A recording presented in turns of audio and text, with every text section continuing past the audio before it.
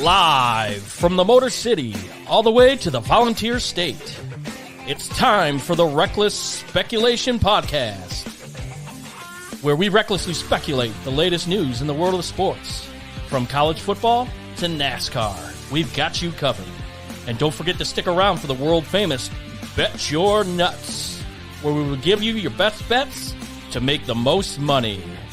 Now sit back, grab your favorite drink of choice, and join Roddy Davis, Raj Mehta, Brandon Chain, and Tom Sloan. It's showtime.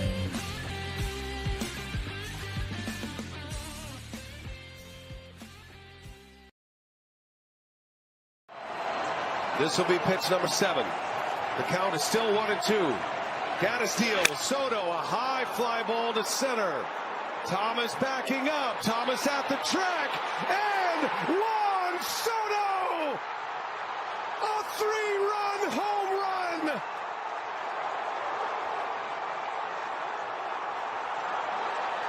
Soto magic in Game 5!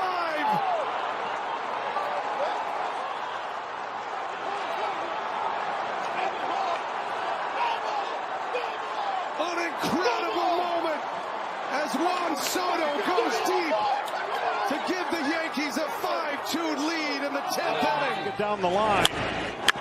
Edman drives this ball deep left center field. Back goes Nimmo. Clean up Tommy Edman. A 2-run blast. Little man with a big impact in his first October in L.A.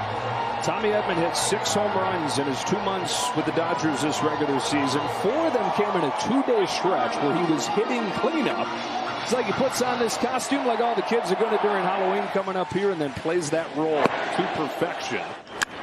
Smith flips a high drive to center field. Taylor back. It is gone.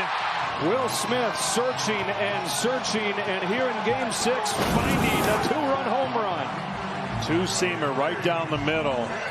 Don't let his size fool you.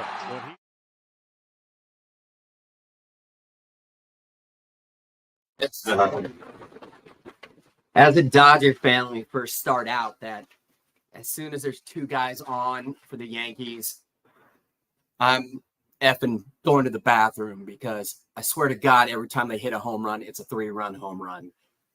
There were a lot of those. I think actually it was a 2-run home run, if memory serves, off of Clase when it was Judge versus Clase, which was just amazing.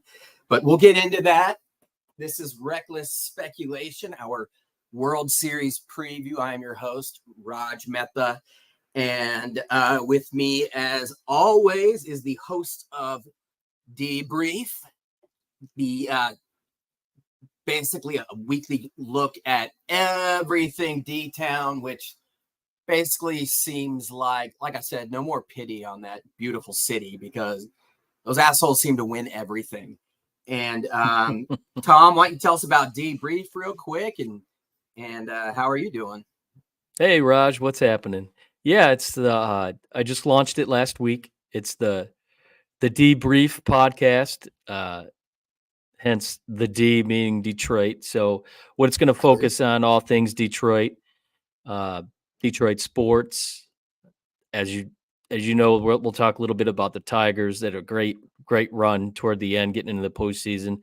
The Lions are playing some damn good football, and there's hope.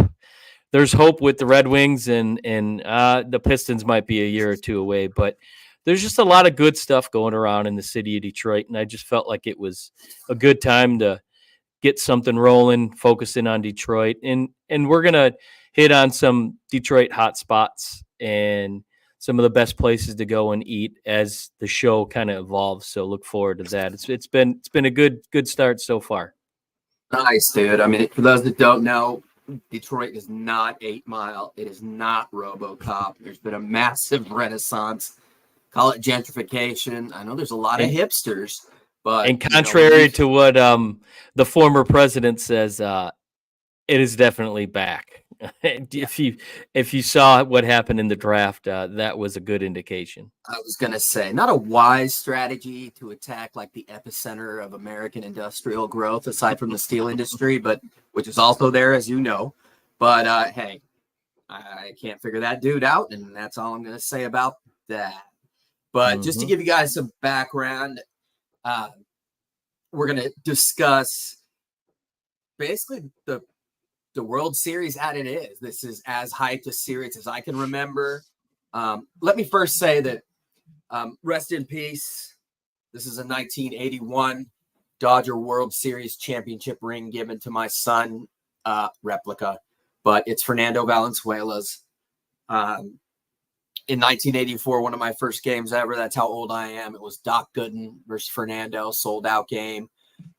It was pretty crazy. It went into extras, but my dad made us leave early. He was also gone half the time, and my buddy Eli and I, who were like 8, realized he was drinking beers the whole time. So, because as he said, Dragon Lady wasn't breathing fire down neck. I'm like, hey, thanks for driving 2 8-year-olds home. Also, you'll see up here a very good friend of mine who is a DC guy who knows Trump as well.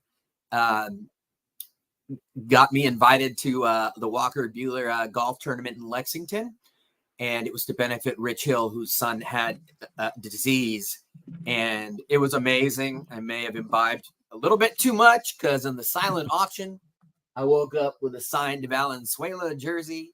I have no fucking idea what my bid was, but I'm stoked. I mean, he was just a pioneer, not just a baseball. The Dodgers did him dirty at a time when ownership was just McCord, the parking lot attendant, and he buried all that and became a pioneer in Spanish broadcasting. He's a god in LA. You see the jerseys everywhere. It's, you know, our heroes are, as a friend of mine that's a Reds fan with Pete Rose passing away, whatever you think of them, they were our heroes. And them passing away certainly puts things into perspective. And especially with Fernando, you know, the day before, or we're about to start playing the Yankees.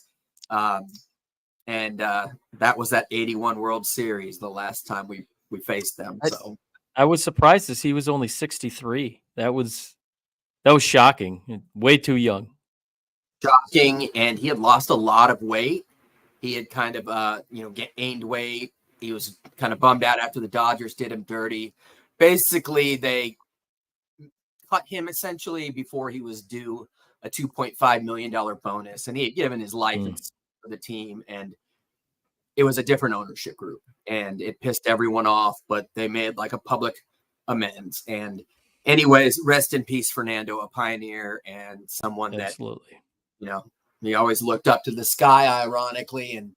And this Saturday, even when he pitched, he got that high leg kick and he looked straight up at the sky. I tried to teach that to my 10-year-old. Didn't work so well. I think he broke a window, but I'll be there, fortunate enough to be in LA for World Series Game 2, and I'll certainly be looking up to the sky, praying for Fernando, and praying Fernando can help us out. I hope that's not too greedy. But moving on here, we were going to talk about each team. First, the quick review, Tom taking the AL and myself taking the Dodgers. And then we wanted to do a position-by-position breakdown of each team and just see who has the advantages, and then eventually end up with an overall prediction and, anything else that may come up. I've had texts and questions, so we shall see. But starting with, first of all, the Detroit Tigers quickly, way ahead of schedule. And what did they have to win to get in down the stretch? The last 2 months, they went, what was their record? They went, it was something in the around 31-12 since August 11th. I think that was about what they ended up. They had a 0.2%, not 0.2% chance of making the postseason at first pitch of August 11th. And only here, folks. They went on just an unbelievable run. Now, prior to the season, there was a lot of hope. You had Riley Green, you had Torkelson coming in. They were each, another year under their belt. You just kind of felt like they were going to make their move. Skubal, Casey Mize was going to be healthy. There was just a lot to look forward to, and I even speculated that they were going to win the division, and they got off to, I believe yeah, oh, absolutely. They got off to a really good first week, and then it went downhill from there. And so I can recall going down to Cincinnati. My wife and I, and we caught the series down there. They ended up sweeping the Reds. Was kind of the start. You felt like, man, there's a lot of fight in this team. They're about 12 games under 500, but they came into a house of horrors. Cincinnati's always been kind of a place where they have not had a whole lot of success. So they go in, they sweep, they play great baseball. Skubal ends up on that Sunday getting 13 strikeouts, which ended up being a season high.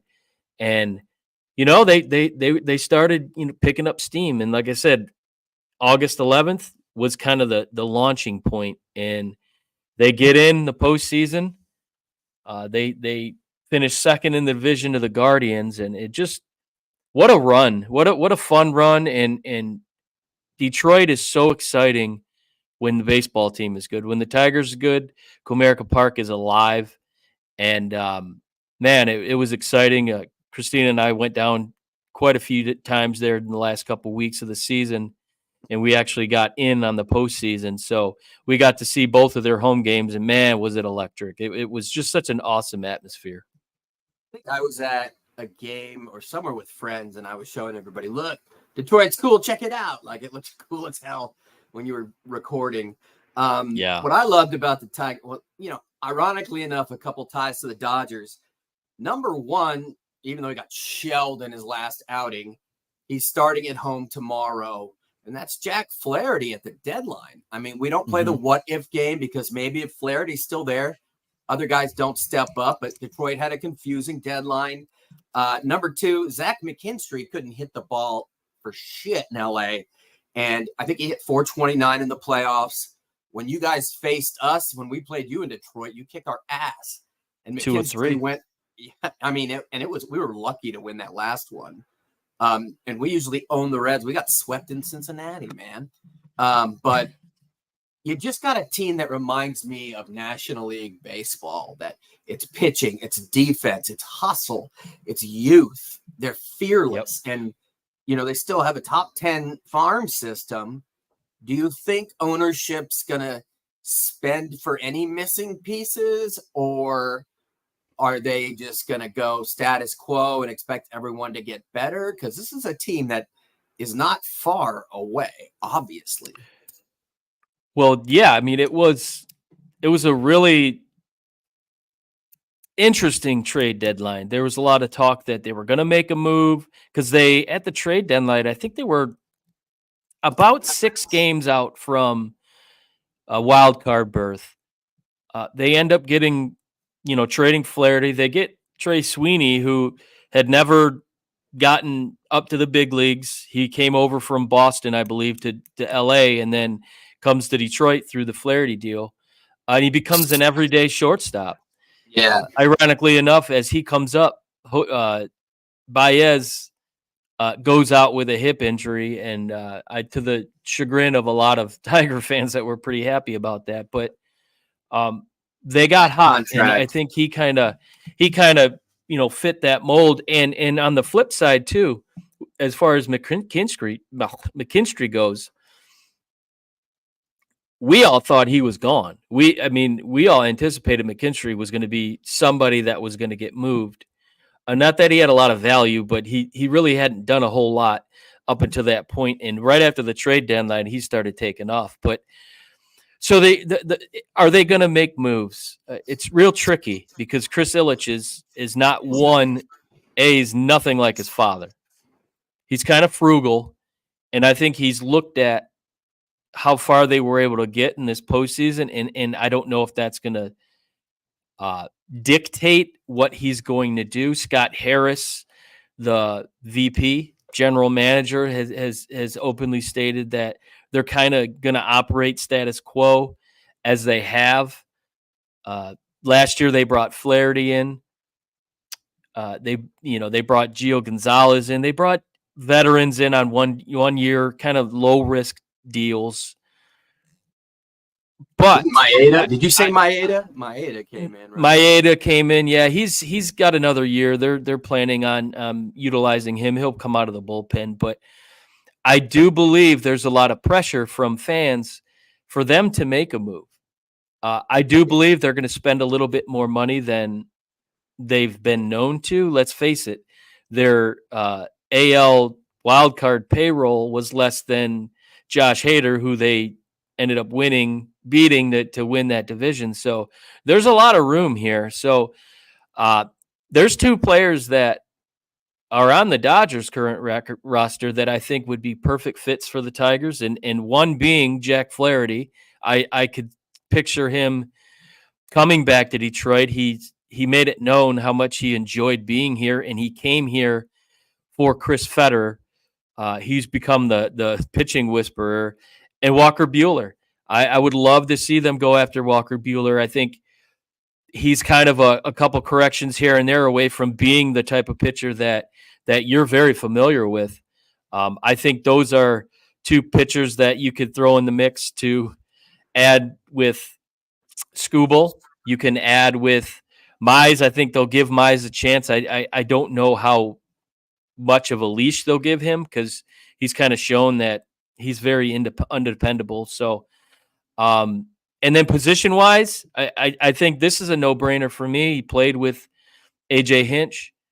He still has about 2 or 3 years left in the tank. I think it's Alex Bregman of the Astros. We need a third baseman. That won't be cheap. No, but again, they have lots of room here. They've got plenty of room to play with, and a possible DH / outfielder, Santander from the Orioles, I think, would be a nice bat to kind of throw in the mix within a lot of these young guys that they hit for average. They play good fundamental baseball. He's a winner, so I think you add a couple of those veteran presence that still have quite a bit in the tank, and it makes them arguably one of the better teams in the American League, especially the Central. So, but the big question mark really is Chris Ilitch going to spend money? I think he will, but I don't think he's going to break the bank. So, but he's got to improve that team. The playoffs showed that, yeah, Sweeney played great defensively. When they needed a hit, he couldn't get it. Torkelson struggled mightily at the plate. And they left so many guys on base in that Cleveland series that, one hit. We could be talking, Tigers, Yankees in the ALCS, but it didn't go that way. So I think they're close. And a couple pieces would put them over the top. I agree. I mean, you have to pay your dues, and that team is paying their dues ahead of schedule. Yeah. A few things. Well, it kind of started to interrupt, but I likened them to the 2023 Lions, and this was as the regular season was coming to a close. Wasn't sure if they were going to make the postseason, but I looked at the way that this team played compared to the 23 Lions. The Lions were playing lights out. They started out, I believe it was like 1-6, 1-7, or something to that effect, and then closed the season out like 9-1. So, and missed the playoffs. Because of a week 4 loss to the Seahawks. Basically, they got the tiebreaker, but they were so close and they played such good football at the end of the season. I said, man, this team reminds me of that team, and let's hope they make it, and they did. So head of schedule for sure. Yeah, I'm just going to briefly hit on McKinstry. Total Dodger signing, total Dodger philosophy, and that's all flexibility. Guy can play every position in the infield, really, even some outfield. The Dodgers currently with Chris Taylor, Kike Hernandez, Tommy Edman, our best, him, Kopech, And Flaherty made it for once a great deadline for us without giving up too much. Max Muncy plays first and third. Betts, you can put him anywhere. I think he can catch. Miguel Rojas, and the bullpen's interchangeable as well. And that's what McKinstry represents, that type of versatility. And the Tigers played National League baseball. It's beautiful. They were getting on, moving runners over, pitching defense. They weren't smashing. I think they hit 3 home runs that series. But last thing I'll say is, I'm fortunate enough to meet Walker Buehler a few times. Fortunate enough to see him pitch a lot. His rookie year, we tied the Rockies for the division, game 163. And this is with an MVP and Cy Young on the team. There was no question it was Buehler. Big game Buehler. He has nuts of steel. And he had to learn how to leave his swing and miss stuff at home. It was a second Tommy John, and change how he pitched. And that's not easy. And the Dodgers, in my opinion, did him dirty in a way. They knew he was a free agent. He was going to get a max until he got hurt again. And he had a rehab. They had told us last year he may be back, this and that. Rehabs with LA. I think we have 12 pitchers on the DL right now, among other players. So our medical and training staff needs to metaphorically die. Buehler came back, got hurt again. Unprecedentedly, he went and did his rehab in Lexington after that. And I know there was a strong intuition, I'm not him, that there was a sense of distrust there. And if LA, he came out and did his thing, it'd be different. But there's also a reason why Flaherty's going game 1 at home and big game Buehler is going game 3 on the road, because he's got nuts of steel. And if you saw him in game 3 after the Mets kicked our butt in game 2, he was swing and miss, lights out, painting corners, fired up, and he's got a rare big game mentality. And to change how you throw confidence-wise, just everything, it was pretty amazing. And he's a moment guy. He needs leverage. So, somebody has to pay him. It's not going to be us, unfortunately, and we're going to miss him. I thought San Diego was going to take us out. They were, I think, the most balanced team for once. Yeah. We were the underdog and came through, but a lot of us were bummed because if that's how Buehler left, it would have just been so not poetic and so sad. But you and I do this, and I can go on and on. But talking about the Tigers, and I'm going to take this to the third degree, they lost in 5 to the Indians, who, despite losing 4-1 to the Yankees, played them pretty damn tight. What can you tell me about not only the Indians, but what the Yankees did? Because there were some 2-2 games and extra innings. So knowing the Indians and Tigers, tell me briefly some background on the most famous team, arguably in sport, the New York Yankees. Well, the Tigers situation in Cleveland was they relied heavily on the bullpen. And let's not forget, the vast majority of arms that Hinch relied on from mid-August on were mud hens. There's guys that they brought up from Toledo. Ty Madden, let's see, Sean Gunther, Brennan Hanafy. These guys that basically, they brought Kiter Monteiro. He threw a 3-hit complete game. I saw that late game in the season. Yeah, these guys were unexperienced. They were very, very young, and when you look at it, the only starter Detroit ran with for the last 2 months was Skubal. Everything else after that was all, they call it around here, pitching chaos, or TBD was the pitcher. Whenever you see TBD, beware. And you know what? It worked. It got them to where they needed to be. Fucking nicknames, man. I want some cool nicknames. But the reality is, when they got to that Cleveland series, that's the most baseball I think most of these guys have ever played. And B, crazy. they were so overused. They were extended. Yeah. You look at Tyler Holton. He would start. He was the opener. How many teams in MLB have openers? You know, if it wasn't Tyler Holton, it was Bo Brisky who became legendary around here.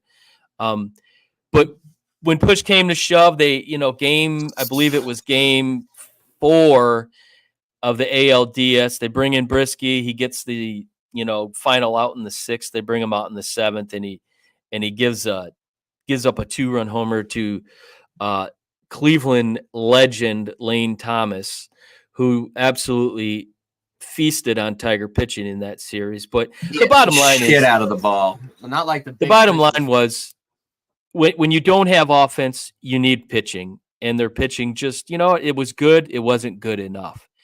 So moving on to Cleveland and New York, man, it was a buzzsaw. Game 1 and 2. I think Detroit fought so hard, Cleveland so hard. They really, they took them to 5 games, and that took a lot out of that team. Yeah. Mainly their bullpen. So they get to New York, and New York is, what New York can do, and they took full advantage. And Cleveland goes home. I think most Guardian fans were in panic mode. I was saying on Twitter, listen, I was at game 1 of the ALCS or the ALDS. Cleveland crowd was crazy. It was madness at the, I still call it the Jake, Progressive Field. I wanted out of there as fast as I could because they were boat racing the Tigers. But I said, just be patient. You're going back to Progressive. You've got a great home field advantage. And, you saw what happened in game 3 and what should have happened in game 4. But the bottom line was basically they fell victim to what, happened in Detroit. They relied on Tyler Beebe to make 2 starts. He made 2 starts in the Tigers series. He was their only consistent pitcher. They brought in Matthew Boyd, who really pitched well, and I thought Vogt kind of handled his situation the wrong way, especially in game 4. They took him out way too early in my estimation. I think he still had another inning or 2 in him, and that would have preserved the bullpen that much more. Specifically Cam Smith, who just, he was an absolute beast. Rookie pitcher. He was their first kind of primary middle reliever that they would bring in, but they just wore him out. They wore him out, and when it came down to bringing Clase, let's face it, Kerry Carpenter, I think, kind of got into the psyche of Clase. Clase is undoubtedly the best closer in baseball, regular season. He gives up a 3-run homer in the 9th inning to Kerry Carpenter in the ALDS in game 2. I think that messed with him. And I have a theory. And I've been told I'm crazy, but it goes way back to the Mariano Rivera days. I believe firmly in my head that closers have a certain mindset. And I believe that their pitching mindset is to be prepared to close a game. So when you bring a closer in a non-save situation, I think it's a different mindset. Whatever the situation may be, I go back to the 2001 World Series, Yankees, Diamondbacks. They bring in Mariano Rivera, game 7 in the 8th to get the last out. Then they bring Mariano Rivera back out in the 9th, and the rest is history. Gonzo, who used to play here with Detroit in the mid to late 90s, gets the bloop single over the head, and Arizona wins the World Series. Track record of pitchers, closers that they bring in non-closing situations doesn't usually bode well in my estimation for teams. Go back into the year that Miguel Cabrera won the Triple Crown. There was a famous at bat against him. It was a no save situation against Rivera, and Miggy took him deep, dead center, and I just think the preparation is different. So he overused Clase. He used him in game 4 in Detroit, brings him in for a 6-out save. That's a lot. And I think that was kind of the game that extended him over.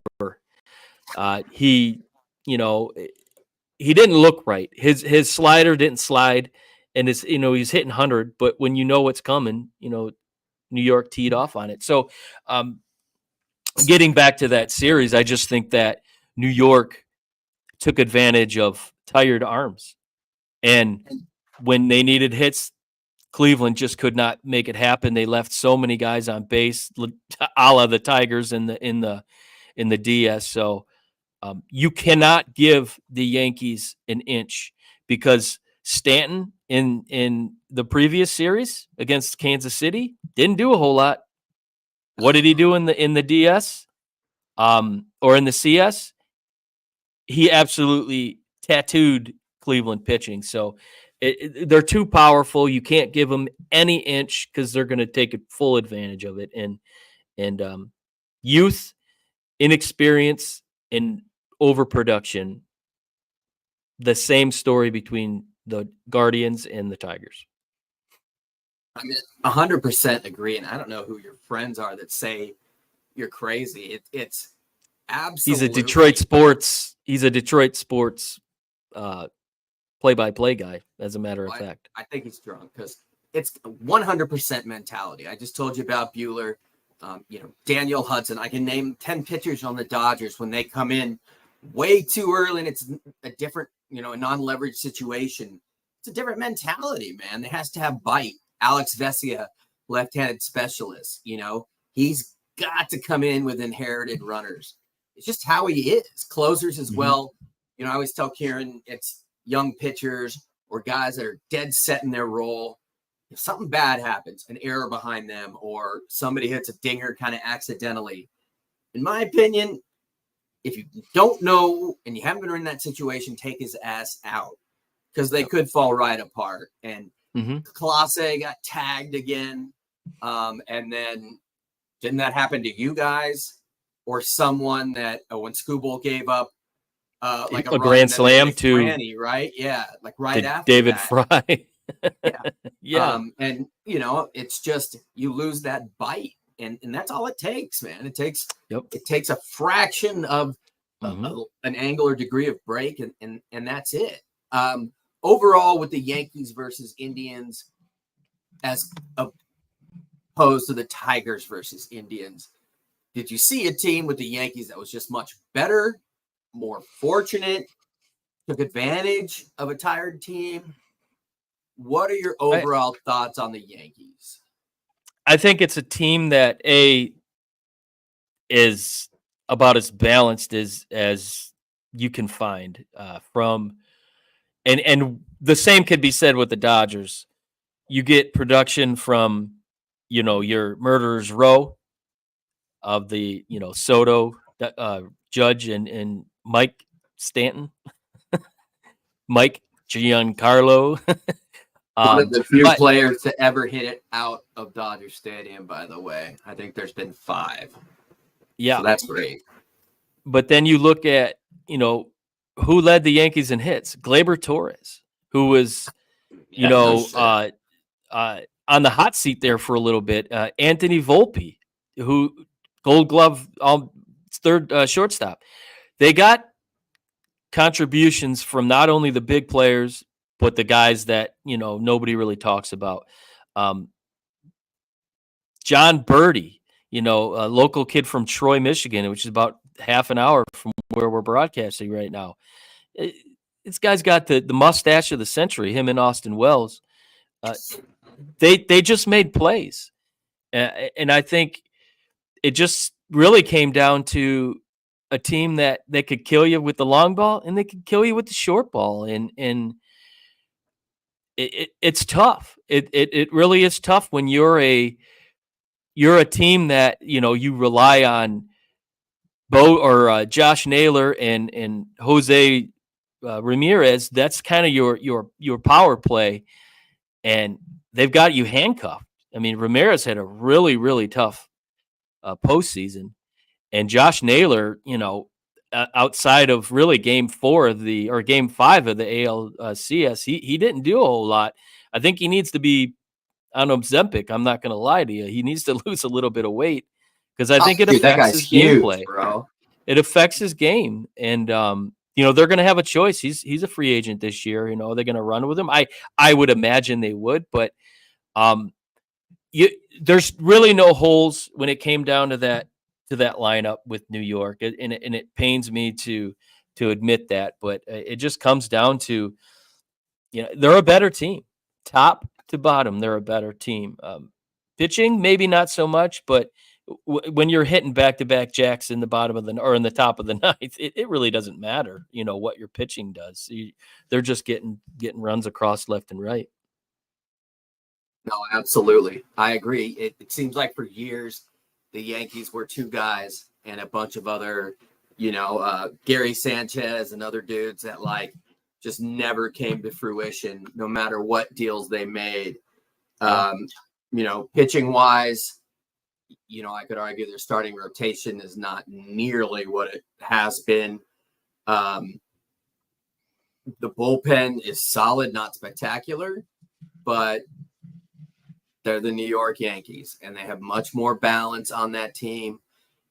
They play much smarter baseball than they've done in the past. Like you said, they've got a Gold Glove in Volpe, Wells, Trevino, more balance in the lineup. I think there's 4 lefties when, their rotation, it was usually right dominated. And again, you've got Soto hitting ahead protection-wise for Judge, who's hitting ahead of Stanton. I mean, give me a break. Yeah, it's really not fair. But let's face it, this World Series is the number 1 and 2 payroll in all of baseball. So, the Mets had a higher payroll this year. I think we were 2 and 3. That's true. The baseball purists will say, well, of course, they're buying their way in, and you know what? That's the name of the game. That happened here in Detroit, in the heyday in the early 2000s when Mike Ilitch was the owner. It was a blank check to Dave Dombrowski, and that's kind of been the mentality, especially with the Dodgers with Magic, the owner. It's like, hey, there you go. But look at where they're at. He's only 5%, but we had Frank McCourt, horrible ownership group that was frugal, and the new ownership group, yes, but. I'm always a strong believer in who's hot coming in.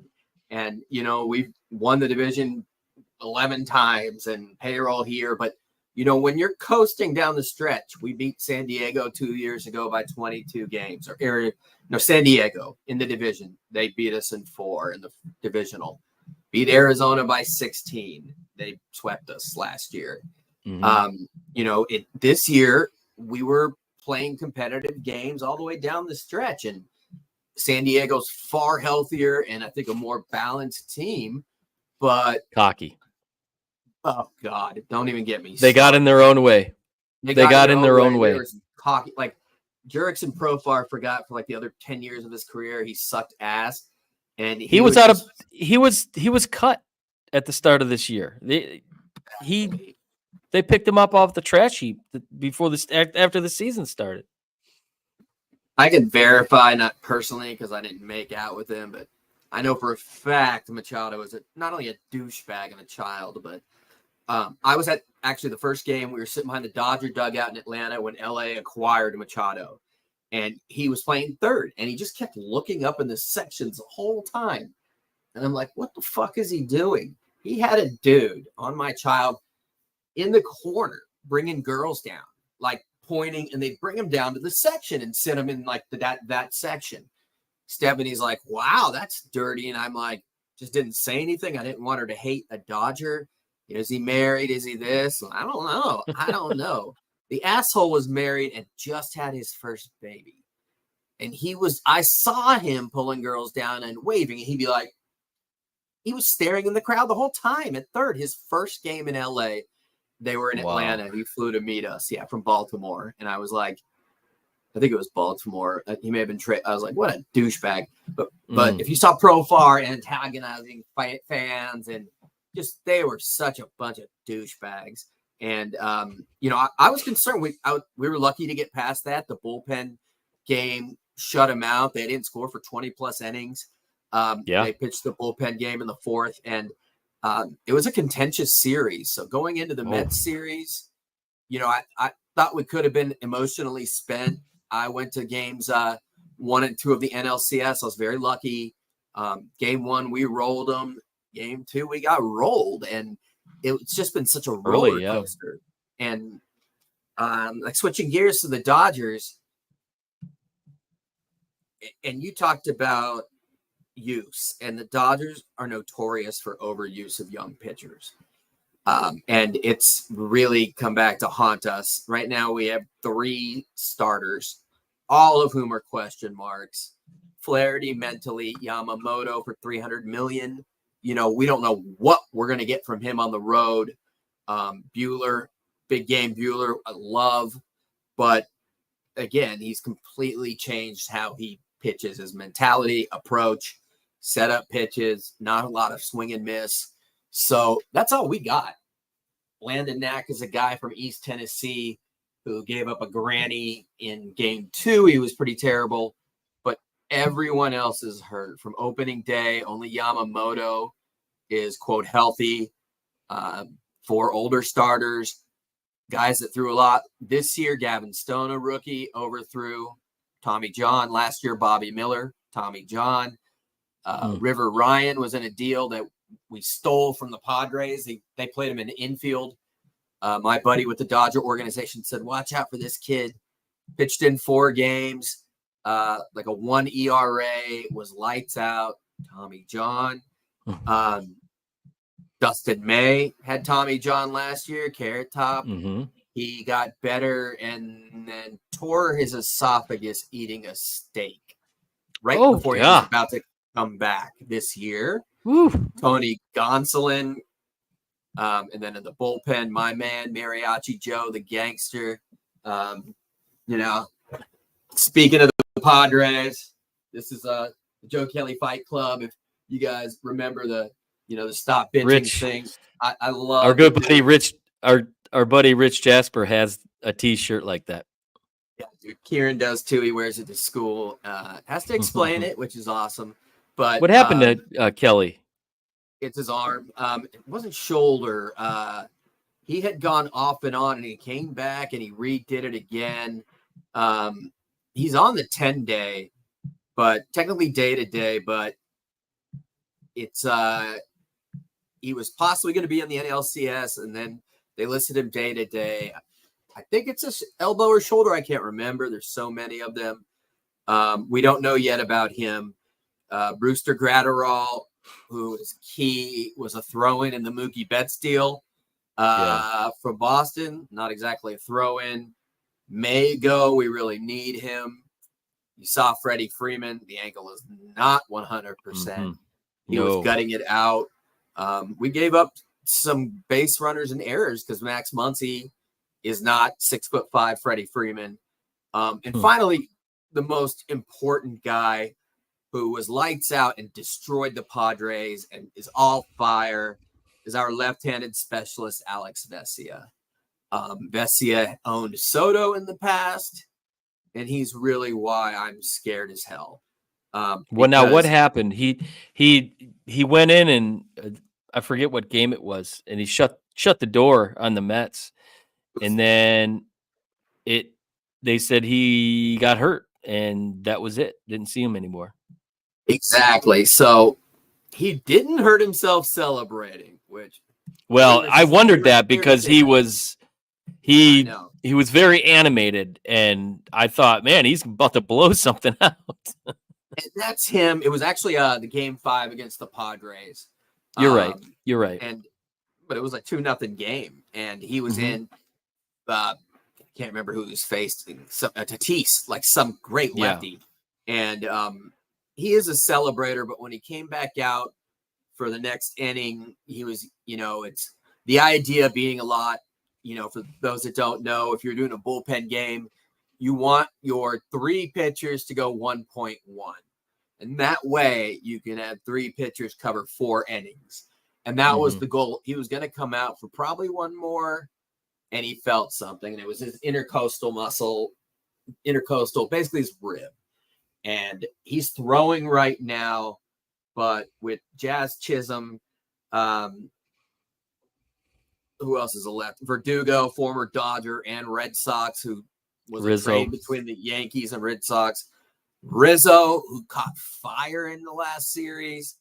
And finally, the guy that just absolutely scares the shit out of me in Juan Soto. So we really need Vesia. The other lefty specialist we have is Anthony Banda, kind of a dead fastball pitcher, not enough movement. A guy like Soto can hit it to Pasadena. So I think this long layoff for both teams, I think that kind of levels the playing field. And if guys were kind of on the fence about playing or close but not there, I think this gives them an opportunity. With this series was set Sunday, and we have to wait till Friday to get this thing going. And as fans, that's kind of a bummer. But then you look at it, you want the best players playing. You want the best possible series, and I think this gives both teams that opportunity to make sure that they're as healthy as they can be going in to this series. Because let's face it, you're not going to have weather issues in LA, but when you come to New York, it's going to be a completely different ball game. You might get the long ball in LA, and you're going to get a 3-2, 4-3 game in New York, because this East Coast this time of year ain't no joke. I mean, it was 83 here in Michigan on Monday. It's about to be 50 the high this weekend. So, and that's the high. We're not talking about 8:00 first pitch. You're looking at mid to upper 30s, low 40s. So it's going to be the tale of two series, basically, depending on where they're playing. Absolutely, dude. And I looked earlier in the week, and it was going to be high 50s, mid 60s in New York. Of course, we know that's not how the world works anymore. Thanks, elders and ancestors. But we shall see. A few years ago, I was lucky enough with a friend from college, and the organization was like, when I was here in Tennessee, and my buddy in LA that we all go to games with, it was like, yo, can you guys get to Boston by tomorrow? It was after game one. And he's like, I got free seats at Fenway. You can stay in the team hotel with me. I was like, adios. Wow. And so, yeah, we went, and my wife loves baseball, thank God. But it was 18 degrees for the game. And it's just like, as a purist, I'm like, this isn't fucking right. Not for my team per se, but aren't they the boys of summer? We've sped up games, eliminate at least one series within the division, because that's my biggest fear. And it's not even for the Dodgers. It's just not enjoyable, dude. I was freezing my ass off. And yeah, we didn't have any warm weather dudes or cold weather dudes. So it just sucked, but you're right. It changes the game. Yep. And I think we do, kind of switching up gears here, which we're going to do next.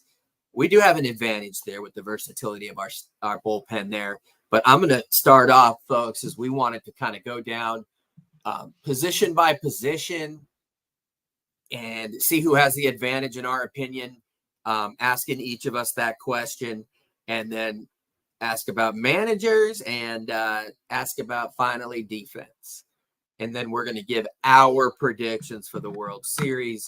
Again, starting Friday night in LA, Saturday in LA, 8:08 Eastern, 5:08 Pacific. I fly out Friday. I had a chance to go to game one. I may still, but it's not cheap.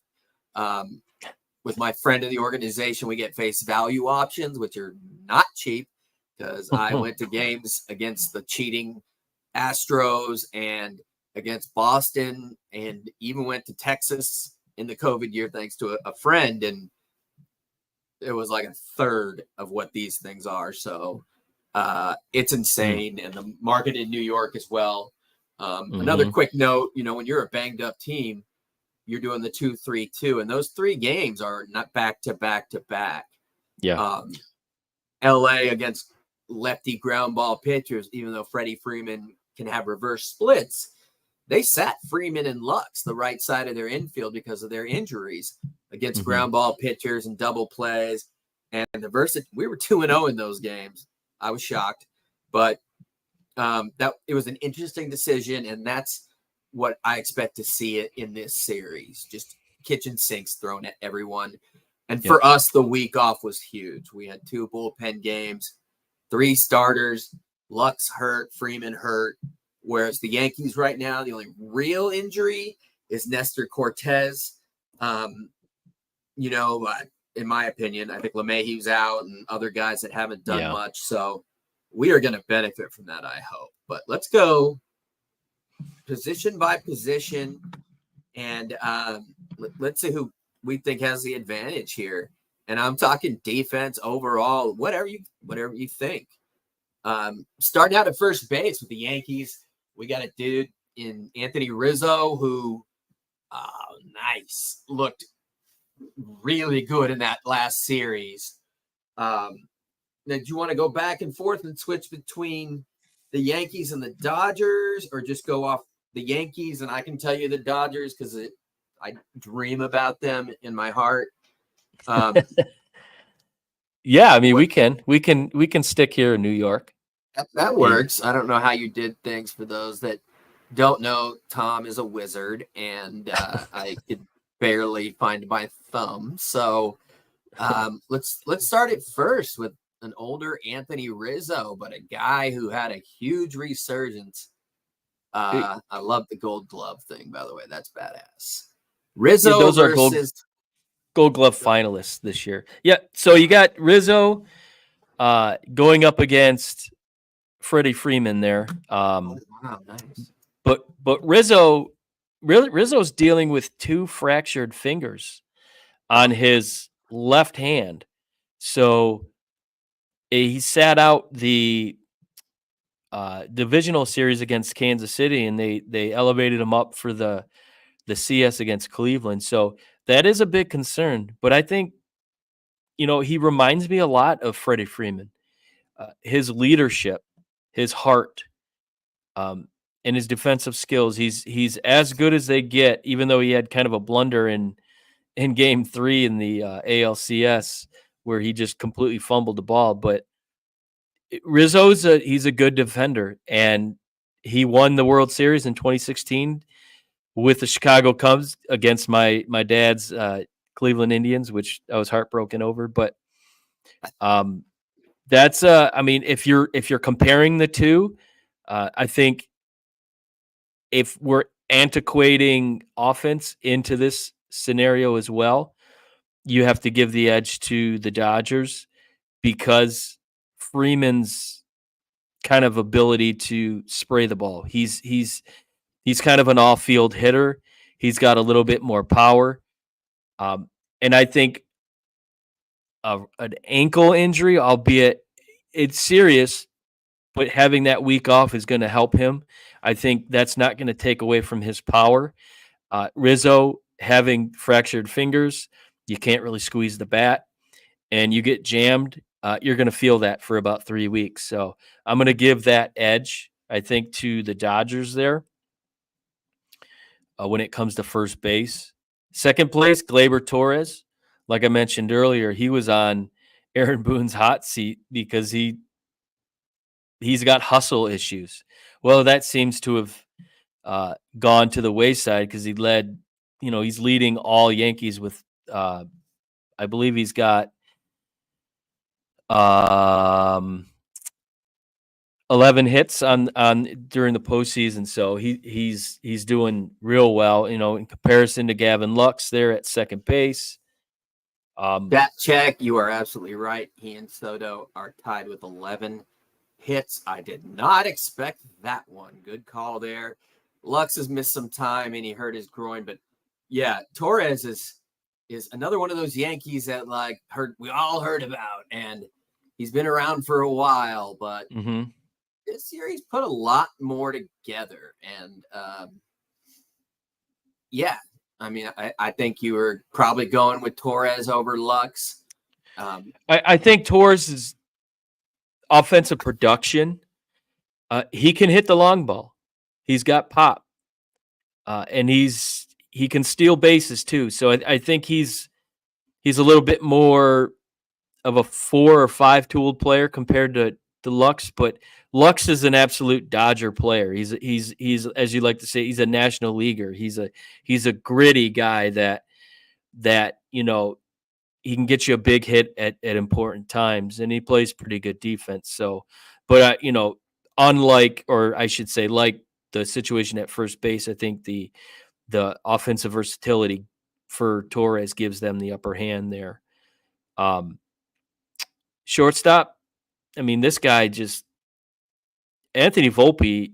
He's a Gold Glove finalist. He absolutely had his way with Guardian pitching there in that series. When they needed a big hit and toward the bottom of the lineup, he got him that big hit. Off defensively, as you can see, he's a Gold Glove finalist. Compare that to Tommy Edman, who you could probably hit on this a little bit more than me. He comes to LA via trade, mid-season. Yeah, he wasn't even healthy yet. He'd been out of baseball for over a year. I loved the deal because I'd seen what he had done. He's also half Korean, which made one of my very good friends very happy. But, he's not a natural shortstop for sure. Miguel Rojas is the starter. He's a Gold Glover, quite sure in the past, but he tore his groin and tried to go against the Padres and almost cost us a game. And this is interesting in that, it's not quite apples to apples defensively. You definitely have to go with Volpe, but offensively, you're looking at Tommy Edman being the NLCS MVP, right? Going 11 for 27, 407 during the series. 3 doubles and a homer, and they were all clutch hits, like in game 6, 3 RBIs on 2 doubles, like, and he hit cleanup or he hit ninth.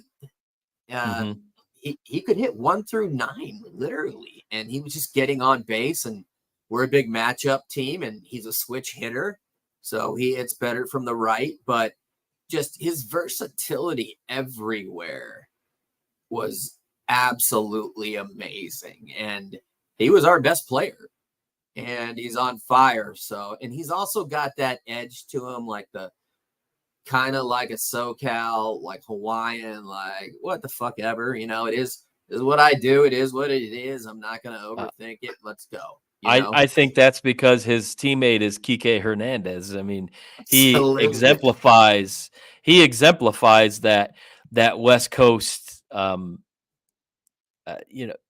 I don't give a just mentality, and he said so much in the post game. Are we live? We don't, because we don't give a fuck. It was like that was classic, and left. I forget who the on-field reporter was, but left him speechless. So, but yeah. So moving on here to third base, I think Chisholm's a wild card. I think he's got all the skills, all the tools to be the MVP in this World Series. But where's his head at? He is the kind of polar opposite of what you expect out of a Yankee. He's cocky. He's very animated. He's very vocal. He doesn't kind of resonate as what you would expect from a Yankee. But maybe that works for him. I think he got a little bit complacent in the Cleveland series. He let the umpire get in his head a little bit. Took some bad pitches, struck out a couple times. But he's a guy that I think the rest of the baseball fandom will say is going to get a first look at him. And he was buried in Miami. No one, I mean, outside of MLB The Show, I think in 2021, who he was the cover guy, no one really knows a whole lot about Jazz Chisholm. So I think we're, the not so purist style baseball fan is going to get a look at him. Is he going to be a superstar? We'll see. I mean, he's got the potential, but it's a mental thing or a mentality thing, and where's that going to be? And then I love Max Muncy. You look at him, he's a leadoff guy, but he weighs like 240 pounds, and he's a big dude. He's not your prototypical leadoff guy. But my God, all he does is perform. I mean, when push comes to shove, they need a hit. Max Muncy's the guy, and he's been that guy for the Dodgers, for the past few years. And another thing I really like about Muncy, the guy just has the same look on his face all the time. He's always focused in on the game. He doesn't really let his emotions get the best of him. And I like that in players. He's got a calmness about him, almost Jared Goff-esque. And he just goes out and gets the job done. And that's kind of my take on Muncy. I think track record-wise with Muncy, what he's been able to do in the postseason, this is Jazz Chisholm's first postseason. We're not sure what we're going to see with him. I give the edge to Muncy for the experience factor. Yeah, he's been around, and one thing about Muncy, he does strike out a lot, but if you piss him off, he brings the fire. You saw it with red ass Baumgartner before Go Get It Out of the Ocean when Baumgartner was talking trash and Muncy didn't even say anything in San Francisco, and he hit the ball so hard it ended up in the bay, but you could see Muncy saying, "Go get it out of the ocean," and that became a T-shirt that we all have. But Muncy was hurt most of the year. But one thing about Muncy is he has the best eye on the team. He had 12 walks in this past series. His OPS was 1.014. There are some Ks, but he provides protection. He sees pitches. And that's essential. The Dodgers' swing and miss rate and chase rate is the best in baseball.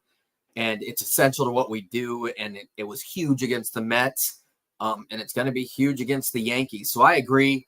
He may not be most fleet of foot, but Max Muncy brings a lot more to the table. And he's also a great guy to hit behind. Like I said, he's going to wear out, take the most pitches, and whoever's behind him is probably going to see something nice. So I agree with you there that I'm going with Muncy. Another thing about Chisholm, he had a good year, and his stats in the regular season were actually pretty much the same in Florida as in New York. But the playoffs for the New York Yankees is very different than the Florida Marlins. And right now you're looking at a guy who's hitting 147, a 216 OBP, barely getting on base and stealing bases, complaining all the time. Yeah. You see a young kid who is not stepping up in the hardest place to play. So it's a lot of pressure. It's a lot of pressure, especially when you're not performing. Yeah, exactly. In Miami, they don't care. Whatever we get out of you is awesome. For the Yankees, we traded this for you to plug a hole. You're fast. You're a cover boy or cover dude on the show, and you've been garbage in the playoffs. So I'm going with you there. What did you have next for position? Well, I think we'll lop up the outfield in general. I think it'll be pretty as a quick whole. there. Yeah, so you're looking at on paper, it's unfair. You talked about earlier with Soto protects Judge, who protects, Mike Stanton. And you would look at that as, there it is, it's over right there.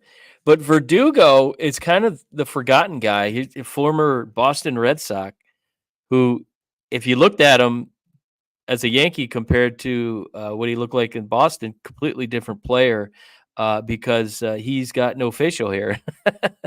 The Yankees team rule, you can have a mustache, but no like beards, no goatees, no long hair. He looks like a completely different player. He got some key hits. They were not what you're used to seeing Verdugo. A lot of swinging bunts, kind of put the ball where the fielders weren't in that Cleveland series. But as you can see, he's a Gold Glove finalist. He brings that to the table, and you're going to want a guy like that. And ironically enough, both of your corner defenders there in the outfield are Gold Glove finalists.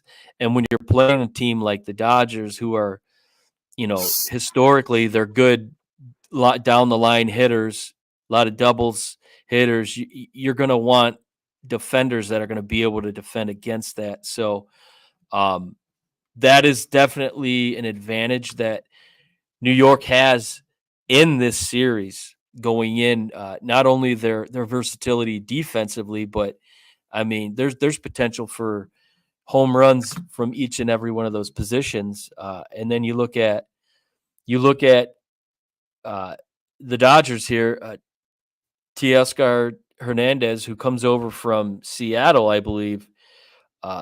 Man, he's performed. He's a big time power hitter. And then you look over on the other side, who is probably my favorite baseball player going right now, Mookie Betts.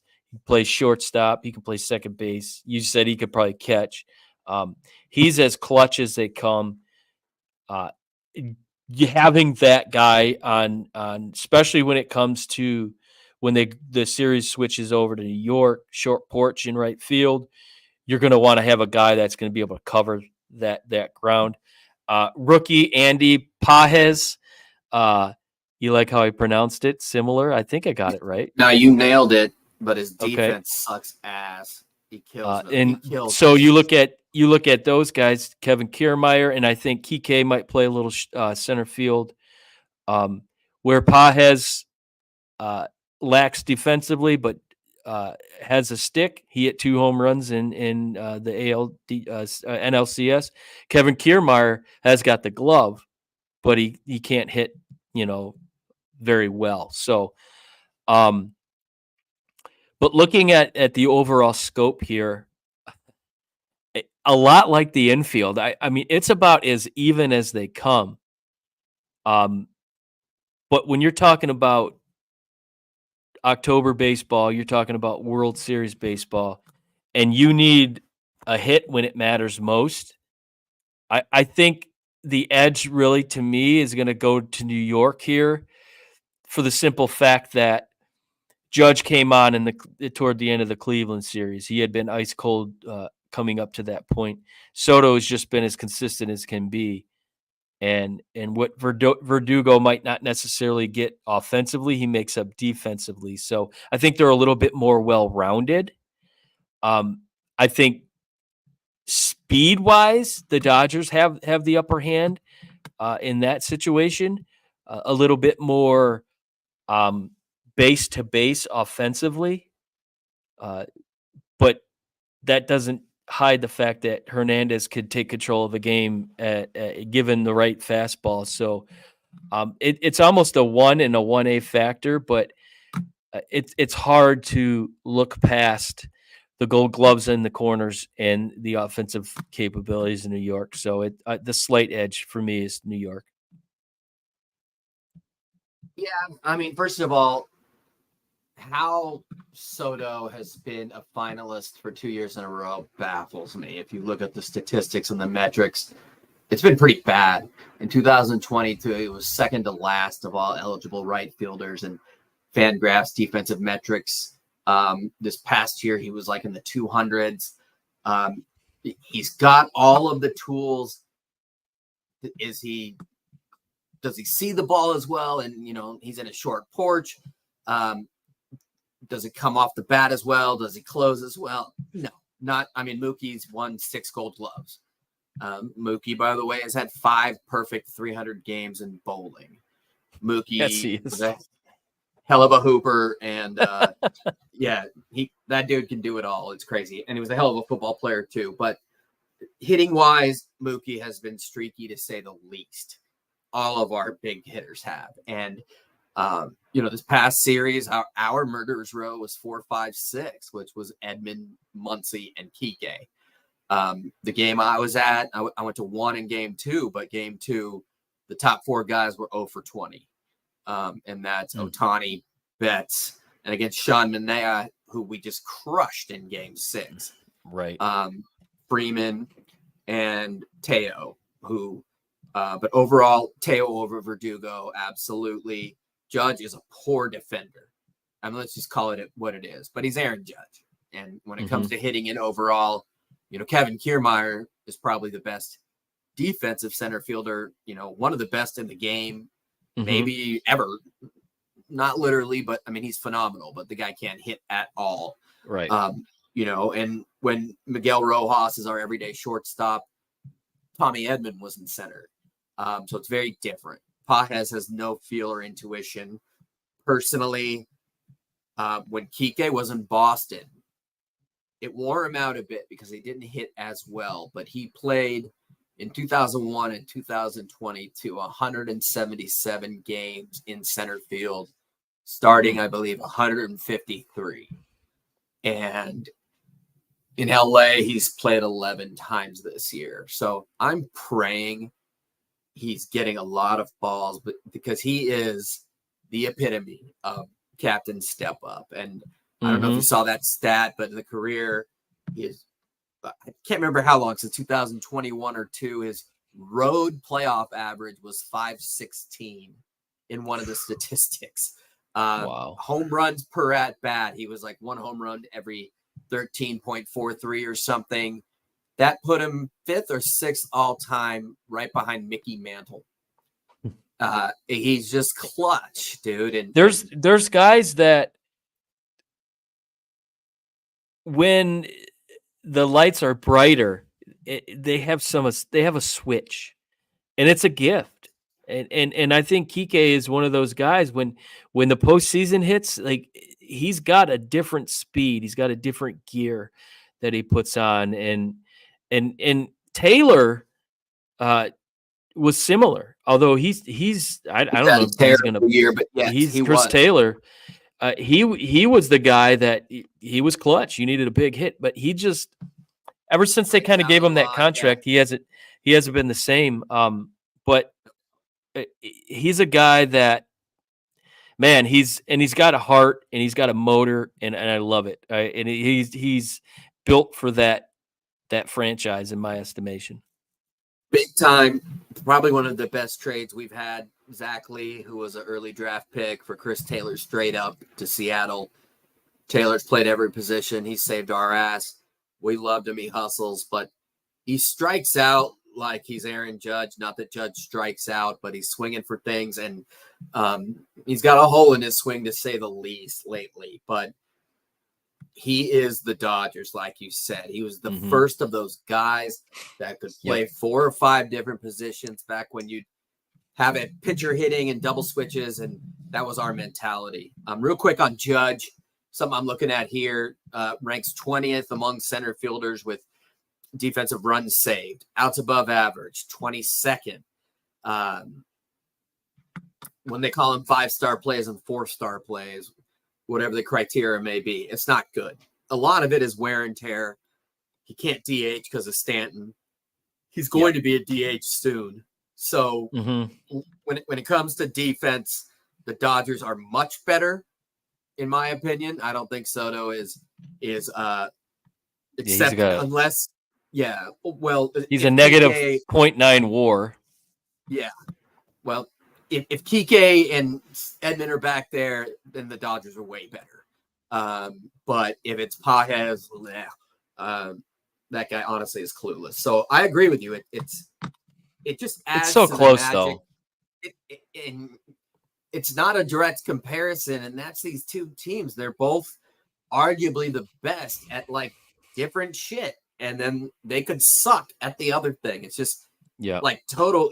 It's not like they're both good at this or that. It's insane, and it adds to the magic. I'm gonna make this one quick because we're going long. We knew I would. DH, even though he's having a good series, Giancarlo, don't call me Mike, versus a guy who's set all-time records. Consistency matters. I think if you look at this guy's hot spot, I know they put up on the broadcast, they'll put up the square and, his hot and cold spots. I think there isn't a spot in that square that he can't hit. I think it's Ohtani. The question mark coming in was he's never been in a postseason. Well, he strikes out his first at bat. He hits a home run in his second at bat. So I trust him a little bit more, not only to get on base, to hit I think he's more consistently as a hitter. He can hit for average. He can give you a single. And here's the difference. He's going to steal second. He's going to give you that speed. If he's on, he could score from first to third. If there's a shot down the line, he can go first, score from first.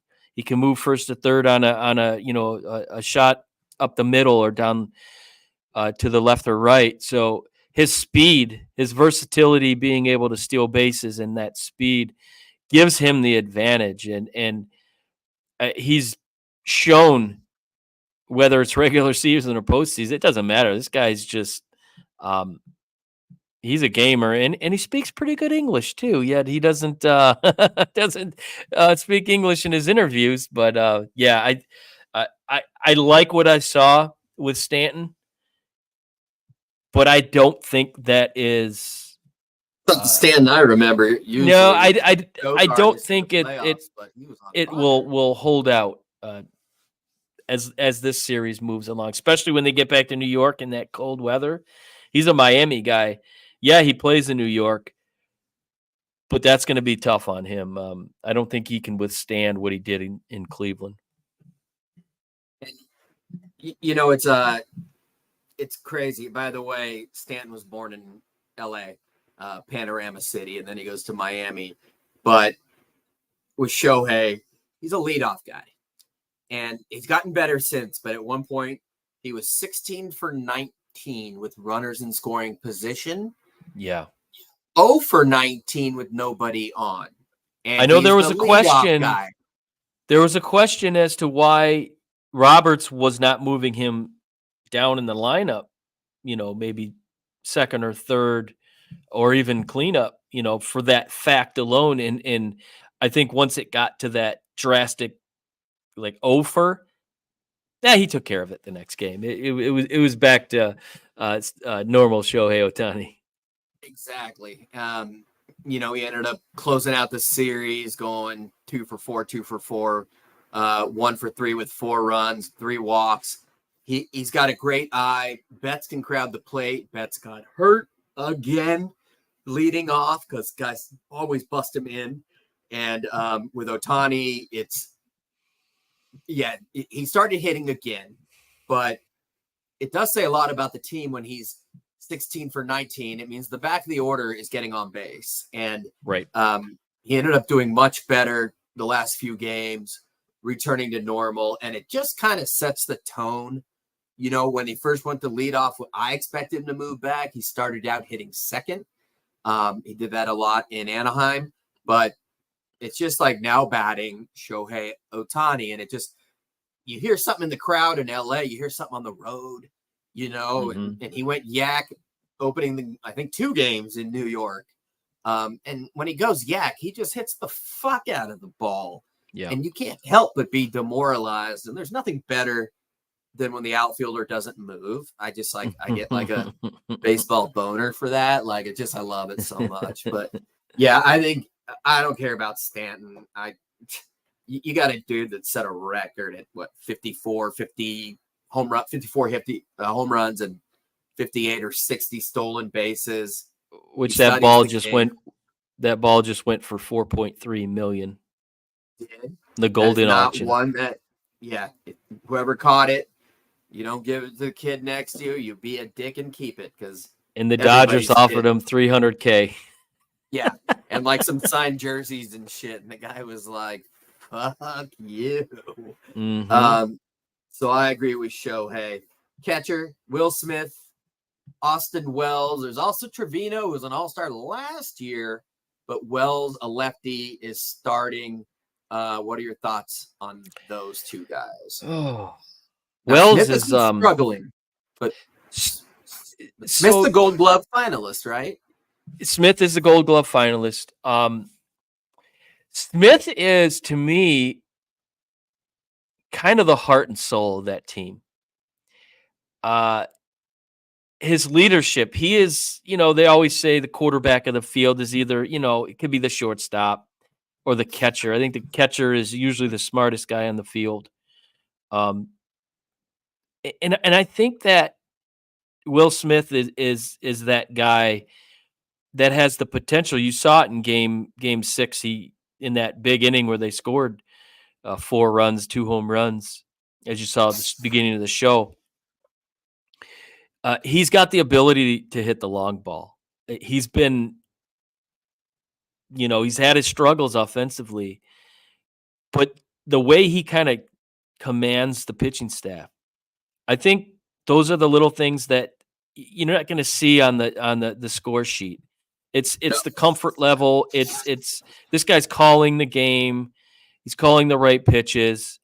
Bullpen games too, right? So different guys. So you're dealing with 4 or 5 different pitchers who have different tendencies. Who have, this is their hot pitch. This is their get out pitch, their get over pitch, whatever the situation may be. So he's playing chess back there. But Austin Wells, he kind of impressed me in the Cleveland series. Got a great mustache too. He looks pretty cool. I'm not gonna lie. I wish I could do that. And I think it comes down to me is experience. I think there's a lot more experience with Will Smith in big games, in World Series runs, that I think you can't put a price tag on that when it comes to the guys that the moment is never that too big for him. And him getting that home run there in game 6, I think that was huge for his confidence. So yes, you have Trevino, who I believe he was a Gold Glove finalist last season. Yes. But he's kind of a wild card offensively. So I think the common thread in a lot of these comparisons is, what you get offensively, you don't necessarily get defensively, or vice versa.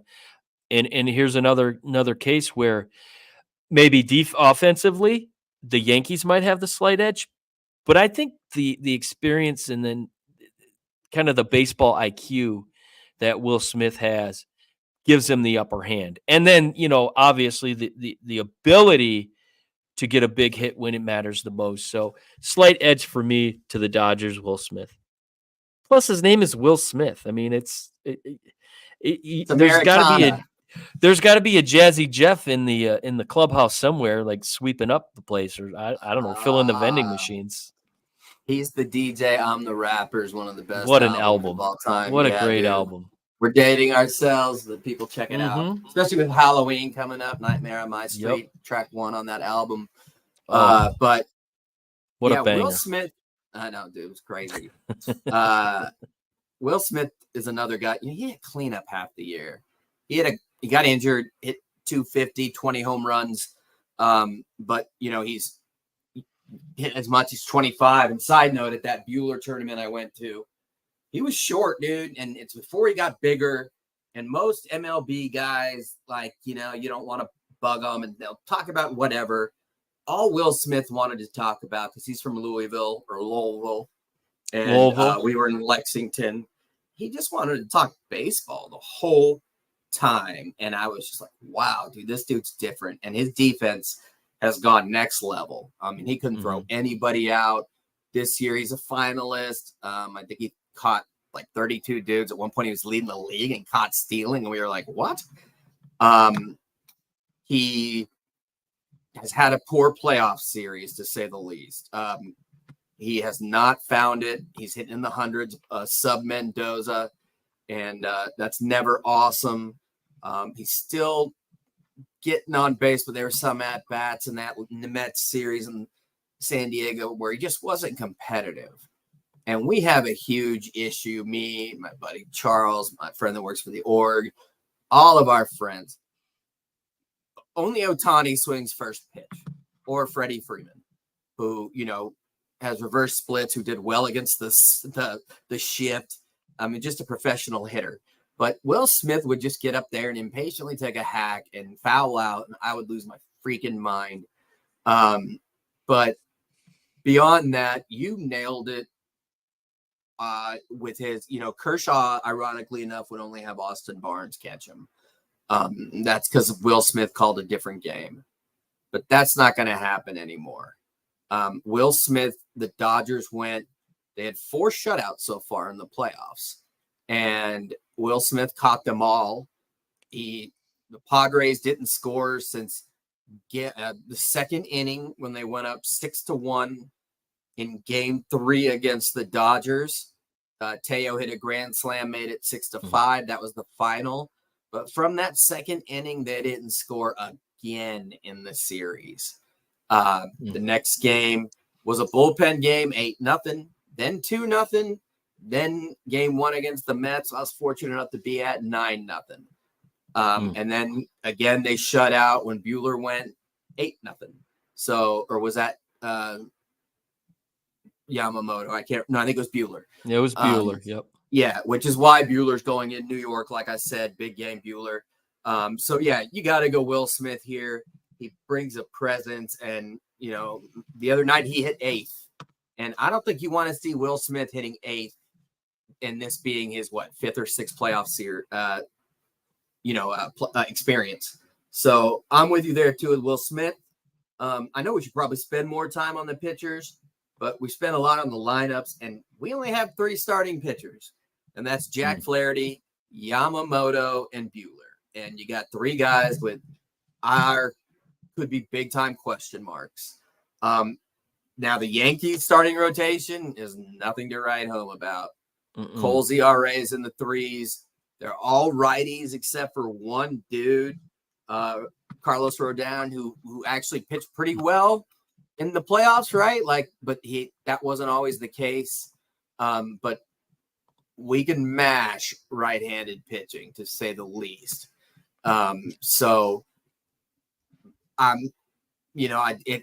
It's hard. I'd give the edge to the Yankees just because they have people that are breathing. There was word we may get Gonsolin back. I doubt it. Kershaw's not coming back. But like I said, about 11 young guys, May, River Ryan, any of those guys, if they were alive, Kyle Hurt, Gavin Stone, Bobby Miller, any of those guys had an arm attached, I think we'd kick some ass. But they don't. Well, I think you look at New York's I think they got the upper hand when it comes to the closer. I think Luke Weaver he's come out of nowhere. I believe I heard that this is his 3rd or 4th team that he's been with, and he just kind of caught lightning in a bottle for New York when who was their closer? Was it Clay Holmes, who just I think he blew like 9 straight saves towards the end of the season, and they made that switch, and he definitely took off from there. I disagree in the sense that the Dodgers can mix up. Kopech was closing, then he started the last game because Brazier, who's another fastball hitter, but Blake Trinan, when he's on, is nasty. Nobody's got more movement on a ball than that dude, and he's been closing the last few games. And the Dodgers have options. He has the last 3 saves, but I agree with you. Luke Weaver has come out of nowhere, but when you just look at a guy like Clase, and the Dodgers had 3 guys in Phillips, Kopech, and Trinan, that they can go to. And if Klose can get hit, if Weaver can get hit, like I said, I think he's more of a story than a closer in that sense. I don't want to. That's unfair. I shouldn't say it like that, but no, it makes sense. I'm all Dodgers right here. I love our three guys. Maybe Phillips not as much, but Kopech has been nasty since he's been in LA, and Trinan has been unhittable. Yeah. So and I think with that regard, I think you can look at the comparison in pitching staffs a lot like we've looked at every other position. It's experience. You got a young guy, Mark Leiter Jr., who came up. They brought him up late in the Cleveland series. He got things done. Tommy Conley, whatever his name is, he's real wonky pitching style. They relied heavily on him in that series. Clark another Schmidt, guy, by the way, who we signed like Trinan when hurt, like Tommy Edman, and he was hurt. Finally gets healthy, is lights out in the playoffs, like Tyler Anderson for the Angels, and then signs with somebody else. And we were like, God damn it. Like, we didn't get shit out of him. But, yeah, they pitched a lot. They pitched him a lot, and that's a dude that gets hurt a lot. So I was surprised by that. Yeah. So sorry. You're going to wonder, you'll have to wonder if New York might fall victim, like Detroit and Cleveland did. They relied heavily on these arms. But I think the saving grace for them is the Dodgers relied heavy on their arms as well. So I think, I think starting pitching wise, LA has the edge. And that's going to matter. They have more talent, but there's only three. Yes. And that's going to matter when it comes to them playing in New York in the cold weather. I think you're going to want pitchers that are going to be able to give you innings. And I think New York I should say the Dodgers have the edge in that department. They do have a lot more diversity. Again, for me, if Gratterall, who we're not sure of, but Vesia is the key, because we've used him so many times against Soto, and he's won the battles. But if you put Banda in there against Soto late in the game with runners on, we are fucking screwed. Here's another key for the Dodgers. Flaherty's pitched in the cold. He pitched here this year in Detroit. He pitched in St. Louis. So if he toes the slab in Game 4 or Game 5 in New York, I don't think the cold is going to affect him. And if you can get two big-time starts out of Buehler and Flaherty there in New York, things could possibly be looking real good for the Dodgers. Yeah, we'd be looking at Buehler. So right now, by the way, 62-degree high on Monday, 49-degree low. 63-degree high Tuesday, 64 Wednesday, 48-degree low. So, around 8 o'clock, you're probably looking at mid to low 50s. The sun goes down like it was in Fenway, but it could be totally different. The sun goes down a little bit earlier on the East Coast. And when the sun goes down, it's going to be very cold in New York. There's no question about it. No, very cold. I could tell you, Fenway, dude, I was just like spiritually, because it's not right. Damn it, it's not right. But there was no amount of alcohol I could drink to get me warm. I was freezing my ass off. Game 4 at Comerica in the ALC DS, I was shivering, and I had layers on. I didn't have gloves, which I brought gloves, and I didn't bring them into the stadium, and I kicked myself for it. But I had my hood up, and I had my arms tucked into my. I was, and it's not fun. You're like literally like, get this game over with, and you never want to have that mentality when you're at a baseball game. At least I don't, anyhow. It was freezing, and it was not fun, especially when David Fry took him out in the 7th, which that sucked, man. Yeah, I think I was at a game and we saw the highlight, and I don't know. Ever since knowing you, I have a soft spot for you're like the nicest fucking guy ever, number one. But Detroit, whether it be my boy St. Brown or, it's just hard not to pull for them, except when you guys start fucking winning everything. But yeah, I don't like it. And I thought about maybe going to New York. If my boy calls me and says, "Can you be in New York by tomorrow?"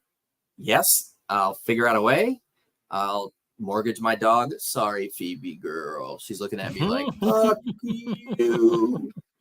But no, I'm with you there. It's weird because Garrett Cole, UCLA guy, Newport Beach, Orange County guy, is 34 with a lot of miles on him, and he's 34 already. Yeah, dude. Wow. He's performed well in New York, the toughest place to play. But 8-5, 3.41 ERA. Didn't get a lot of swing and miss this year. But he's just been a workhorse for so long. Yeah, this is his 1, 2, 3, 4, 5, like his 5th year in New York. And he missed a little bit of time, but he is 34 and he has fallen off a bit. He is their ace, but he's also a big game guy. So we'll see. Let me do defense real quick. I think it's even. Like you said, it depends on the lineup. The Dodgers are more interchangeable, but with Volpe, Jazz has got a lot of range. I don't think he's a great fielder. Soto, short porch. The catchers, 2 different options. Rizzo, 4 gold gloves. Betts, 6 gold gloves. It's pretty damn even. And I would, if you would agree with me there, finally, I'll let you take this one because our manager can really piss me off. And I hate our third base coach, Dino Ebel. But why don't you take the managers? Good old USC Trojan, longtime Brett Boone versus UCLA Bruin, longtime Dave Roberts. I think there's one common thread in this matchup. Aaron Boone, old school. Obviously, his dad, Brett. Who is it? Bob Boone. That's his brother, Bob Boone. Yeah, Brett Boone. Bob Boone. For the Angels. Yep, and he played in Cincinnati. So, they're both old school type managers. Roberts, same way. He was a gritty guy on the base paths, and I think he manages that way.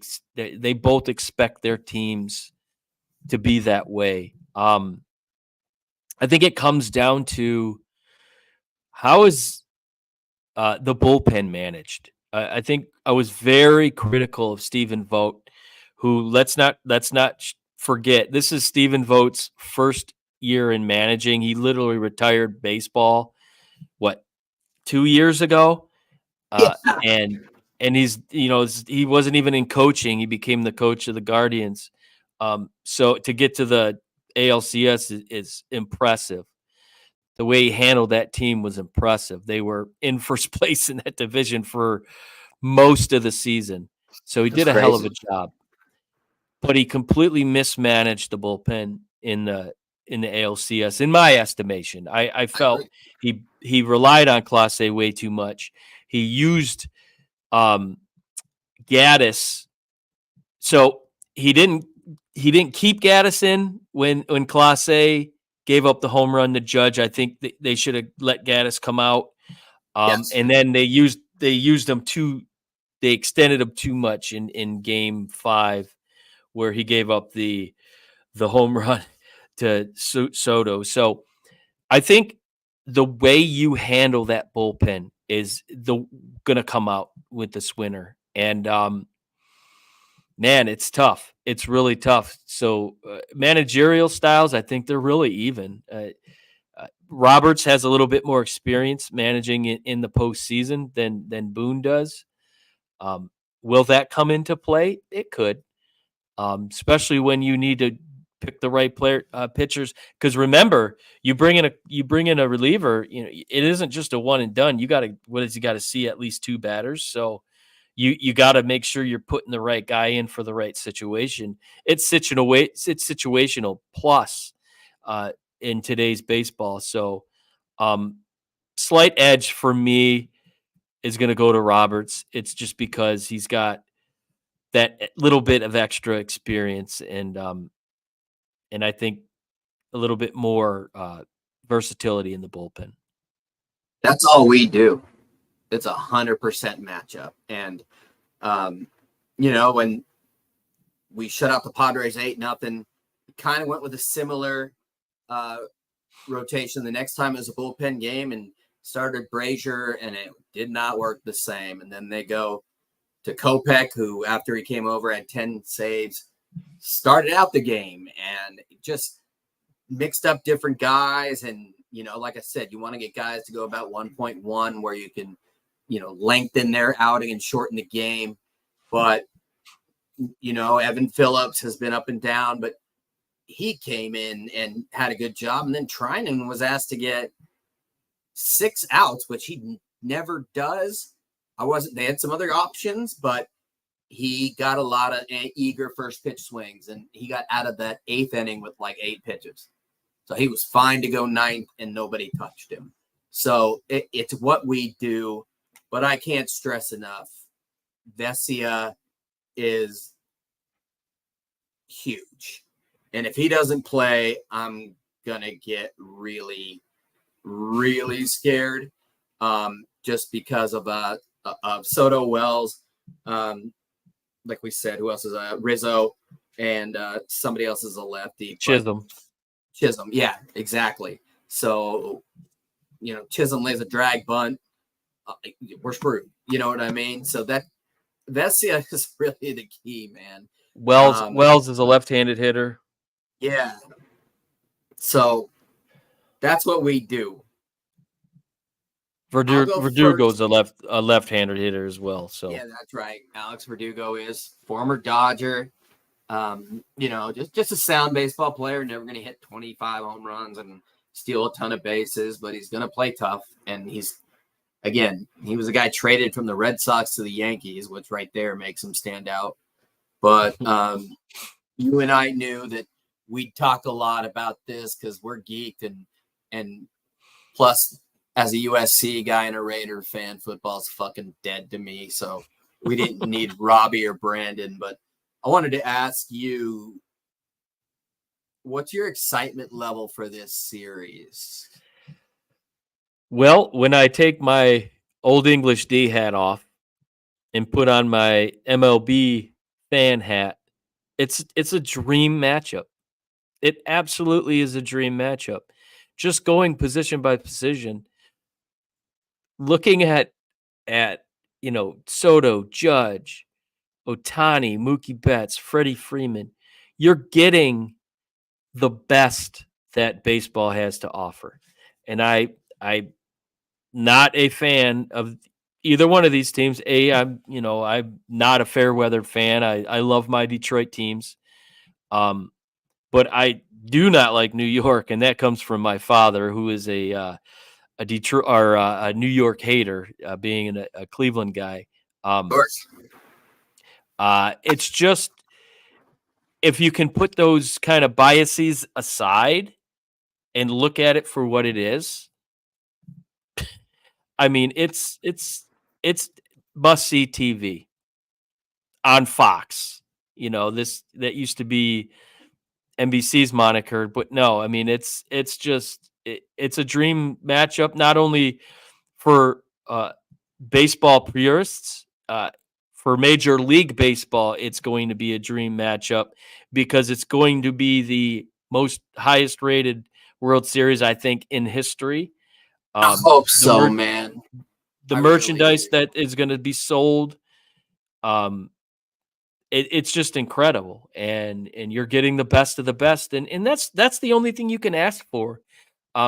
Super Bowl is probably the pinnacle of all sports. You want your best teams playing in the Super Bowl. You're getting that this year in Major League Baseball. So, man, I wish my Tigers were there, but I know they'll get there at some point. but this is special. It really is for baseball fans, and you have baseball on Friday night, baseball on Saturday night, and then Monday, Tuesday, Wednesday, and then Friday and Saturday again. So it's awesome. And I think baseball is already, since they've made their changes last year, has seen an uptick in ratings, in attendance. I think it's really going to continue that trajectory, and having a World Series with your two biggest market teams definitely is going to help that along. I agree with you. I hope. We've talked, and as Robbie says, football rules all. And you had a regular season game outdrawing a World Series game in the past. MLB, if they can't do it here, they can never do it. I mean, you have the biggest markets, the two premier players that are Titans. It's Godzilla and King Kong. They're both monsters. Yep. McGuire and Sosa without cheating. It's New York and LA. It hasn't happened since 81. It's Reggie Jackson, Mr. October before that.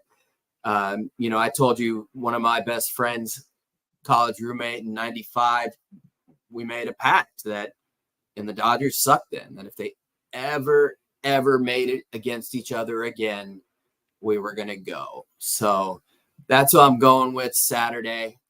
Again, like I wanted to fly in for game one as well, but I flew out last week for like 40 hours for game 1 and 2.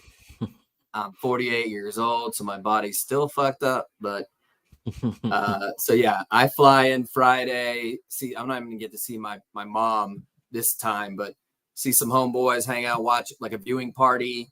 Saturday game, Saturday night red eye, Sunday baseball tournament and coaching. So wow, I could be drunk coaching kids, like straight up freaking Walter Matthau and Bad News Bears, but I'm not driving. So yeah, it's a quick turnaround, and I'm going to be working 40-hour days like you always do.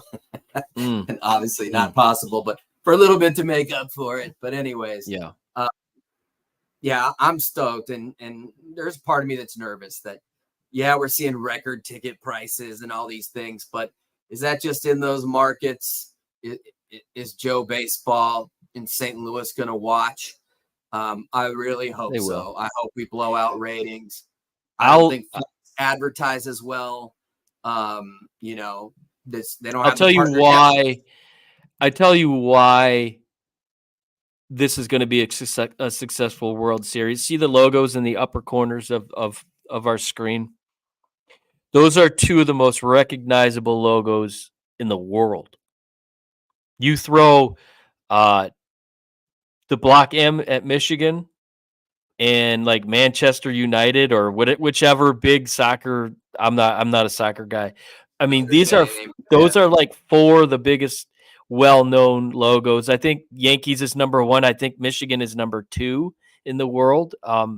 And even you can throw this in the mix. That's a recognizable logo. But Old English is gangster, dude. I could just never draw it as a kid when I draw like big matchups. And not gonna lie, I don't remember what age it was. I was consider myself fairly intelligent, but I couldn't tell it was N and a Y. I was just like, whatever the fuck that is, it's cool. Like, I do not see it. Whereas LA, it's pretty blatant. But it works. But it works. So I expect it to be huge. So we doing predictions? Do it. You want me to go first? I'll be brief. I think you're like me and any hardcore sports fan in that I'm afraid to jinx my fucking team. I was at a lot of the Houston series, and those bastards cheated, including in games, and it took them 7 games to win. We just beat the Mets in 6, the hottest team, and I don't see us beating the Yankees in 6. It's just those big 3 hitters they're also at 2 of them. I wouldn't put Stanton there quite, but they're spotlight hitters. They're not going to fall into a funk. Judge is going to come up in a key moment, and I say you beam his ass or put him on, even if it brings in a run, because one's better than 4. But I'm gonna be a homer, providing we stay healthy and providing Alex Vesey is there, and I'm gonna go LA in 7. Like I said earlier, it's going to come down to who can manage the bullpen efficiently. You're going to get power on both teams. There aren't many holes on the Dodger lineup. There's not many holes in the Yankee lineup. I think you're going to see, like I said, a tale of two series in LA. I think you're going to see a lot of offense. And when you come back to New York, that could change. There's definitely a good possibility that they head back to New York even. And I think they will split. Yeah, definitely. Yamamoto is kind of a crapshoot. He didn't have the season I think you as a fan were hoping, and I think the baseball world was hoping with him coming over from Japan. Missing 3 months, but yeah, we're not going to get more than 5 from him. So that's the one possibility I think where the Yankees could come in and steal one from the Dodgers. But all bets are off when they go to New York. You give the weather, stipulations there. At some point in the game, it's going to dip into the low 50s, upper 40s. And that changes, a ball in LA that goes, 380, 390 plus, going about 320. So that's going to come into play. It's going to become situational baseball. Dodgers play situational baseball because they're a National League team. They can play small ball. But you have Juan Soto with a 299 down the right field line. That is very scary.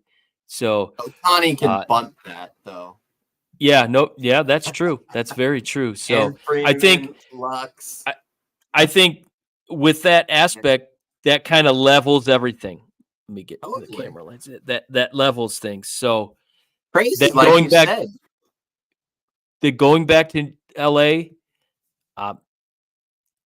the home crowd, it's just a different atmosphere. I agree with you 100%. I think this series goes 7 because it needs to. I think for baseball, it needs to. I think you as a fan, you're hoping to get it closed out sooner. But me as a fan, I want to watch as much baseball as I can. So I think the Dodgers here. This is definitely. I think sports in general. It used to be home field, home court, home ice mattered.